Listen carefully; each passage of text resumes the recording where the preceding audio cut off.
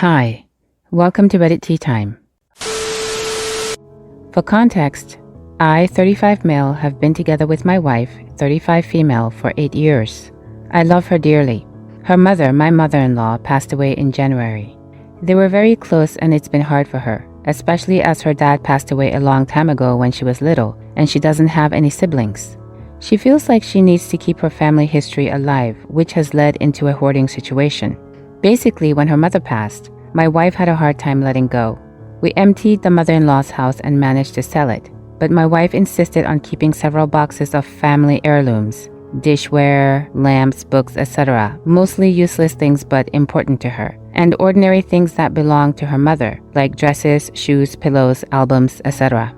For months, these boxes filled our storage room, an entire wall of our living room, one corner of my office, 2 kitchen cabinets, and our shed.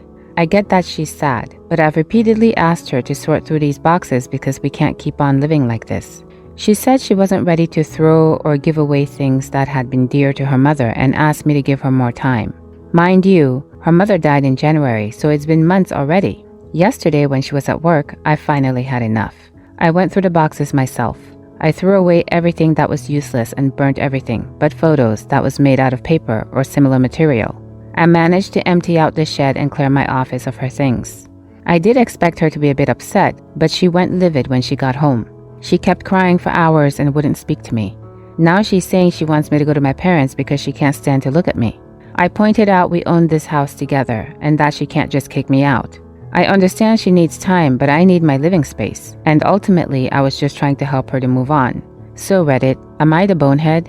Edit. Okay, so I want to clear up some things. I didn't throw away everything. I only cleared up the shed and my office, the 2 places I use the most. She still has plenty of boxes elsewhere in the house, and I didn't burn everything either. We have a fireplace and I only burnt some papers, etc., not things like photos. Now for some comments. You're the bonehead. If my husband took my box of family heirlooms and set it on fire like a cartoon villain, I would leave him too. There's no coming back from this. You're the bonehead. I hope she divorces you. You wanted space, you'll get space. You'll be living on your own from now on. In the end, you'll get what you wanted. You're the bonehead. Her grieving doesn't follow your schedule. OMG, you ginormous bonehead. These things take time to process and you just blew up that whole process. I hope she divorces you over this, you compassionless idiot. You're the bonehead. Help her move on from her mother's death by torching her belongings? You're a sick, selfish bastard. You're the bonehead and she shouldn't have to suffer being near you. Do one decent thing in your life and pack your things, or torch them and move out. Here are the facts. 8 months ago, my half-sister and her husband were in a 4x4 rollover. He wasn't wearing a seatbelt and was thrown from the vehicle. After 5 days and multiple tests with various doctors weighing in, she ended life support because they all showed he had little to no brain activity. My opinion, this was the right call. He would have never wanted to live his life incapacitated. She walked away from the accident unharmed because she was in a seatbelt. They had been together for almost 10 years, from when she was 19, but were only married for 2 years. She's a widow at 29, which is tragic. He was also the sole income in the household. About 6 weeks after the memorial service, she posted pictures with a new guy on Facebook. I'm not on social media often, but I had family and close friends reach out to me asking if she was already dating and shocked she'd moved on so quickly. My best friend asked me if they had been seeing each other before my brother-in-law passed, but no one contacted her directly because they weren't comfortable approaching the subject. These were friendlies on Facebook, not gossips or haters. It's been about 5 to 6 months since the post with the other guy started, and they've increasingly become more serious as a couple with more frequent and cozy posts. She had never said a word about him when we talk or text on the phone until a few weeks ago, when the "Am I the bonehead" conversation happened. We're not close. We have different moms and a significant age gap. I'm more like her aunt. She's always been somewhat financially dependent on my parents, but now she's living solely off my parents and the GoFundMe intended to go toward my brother-in-law's medical bills. I finally broke down and told her that these posts and the fact she's moved on so quickly are in poor decorum and amoral. I did my best to be diplomatic but firm because this was very serious. Side note, I work in sales, so I'm not a total dummy regarding delicate communications.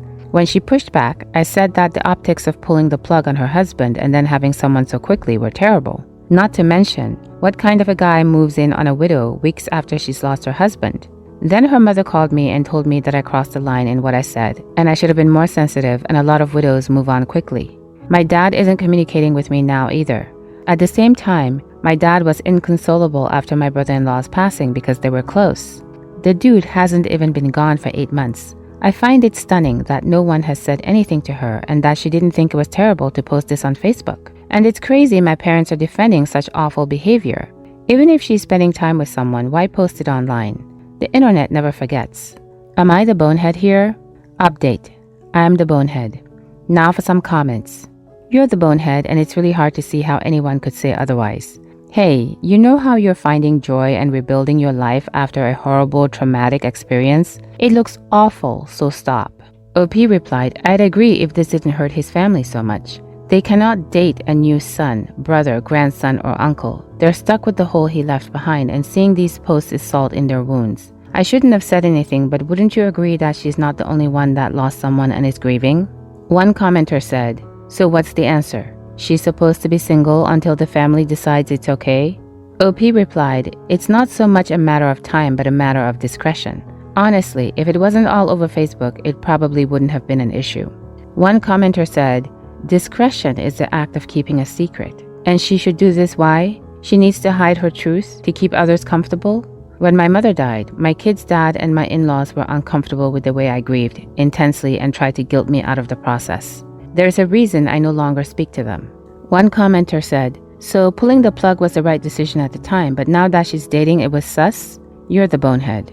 You're the bonehead. You don't get to decide how other people grieve. You don't get to decide what is and is not too soon for another person. And you most certainly are not the arbiter of what is appropriate for anyone other than yourself.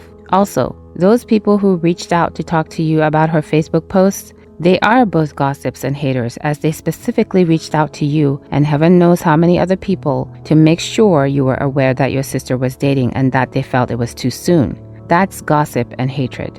OP replied, similar to what I posted in another comment, you're not wrong that I don't get to decide how other people grieve.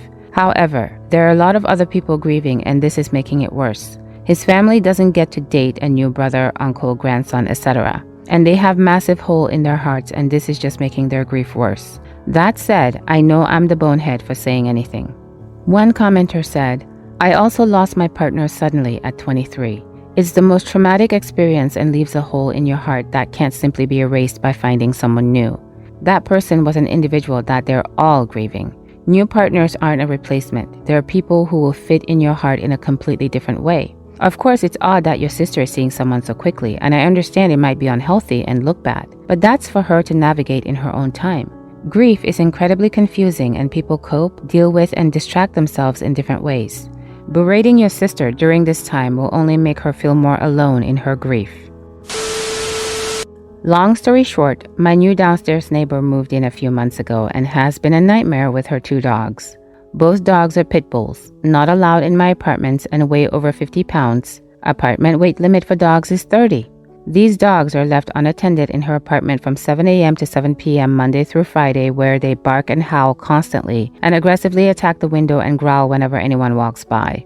When she finally comes home to tend to her dogs, she doesn't clean their messes outside and lets them dig around in our small courtyard, making the whole area look trashy.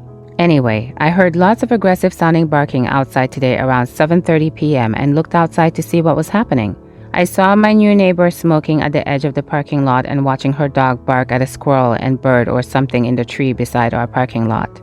This wouldn't have been a big deal, but the dog was reared up on the passenger door of my car that was parked under the tree, jumping around and barking and likely going to scratch and damage my paint. I couldn't believe she was just watching her dog act this way and not correcting it. I grabbed my keys and unlocked and locked my car, causing it to honk 2 times to get the owner's attention and let her know I was seeing this. Please get your dog off my car. I waited another minute and watched as the owner continued to not care about how her dog was acting. Then I hit the panic alarm on my car. This scared the dog and the owner both, and the dog jumped away from my car quickly. What I didn't know and couldn't see was that she didn't have the dog on a leash, and it took off running into the wooded area behind the apartments. The owner chased after it, but came back knocking on my door an hour later saying her dog was missing and that it was my fault. I think she should have had the dog on a leash and shouldn't have let it jump all over my car. especially after I gave her a warning honk. Am I the bonehead? Now for some comments. Not the bonehead. She's breaking apartment rules by having the dogs in the first place. She's probably breaking local laws by not having them on a leash. It's her fault they ran off by not having them on a leash. I'm a dog owner. I have 2 now and have had several in the past. I'm old. She's a crap dog owner. Not the bonehead. It's her fault for not having the dog on a leash. Owners like this are a reason many people hate dogs. Report her to the landlord or building manager or whatnot for violating the lease, as well as telling that the dogs are destroying the yard, other people's property, and are off-leash outside. Not the bonehead. Her dog should have been on a leash. She should not be allowing it to jump on cars. Why haven't you reported her for not complying with apartment regulations? Not the bonehead. If her dog isn't well trained enough to obey cues like halt, stay, come back while off-leash, it has no business being off-lead in an unfenced shared area. And she definitely should have called the dog when it first started messing with your car and redirected it. Using noise as a deterrent for undesirable behavior that affects you and is being ignored by the handler is pretty mild.